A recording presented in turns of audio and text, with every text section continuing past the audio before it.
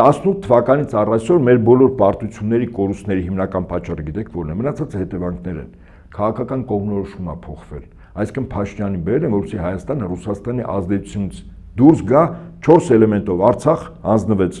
թուրքական աշխարհի, ցամաքային աշխարհի համար սեպը հայկական, առայժմ Սյունիք, հետո Հայաստանը պետք է հանվի, երրորդ Հայաստանից դուրս բերվի 102 ռազմաբազան ռուսական սահմանապահները եւ չորրորդ Ռուսաստանի տնտեսական ներկայություն Հայաստան ամբողջովին զրոյացվի։ Փաշինյանին բերել են այս խնդիրները լուծելու համար բոլոր ընդդիմադիր դաշտերի,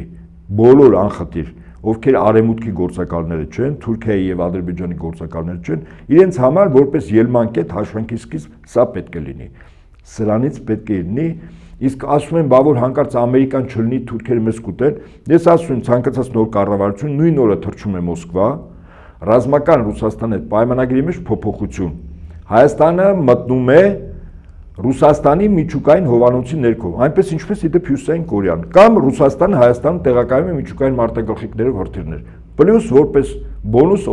արեշնիկ տիպի հրթիռներ, ու վերջ թեման փակվում է, այդ մի պայմանագրով։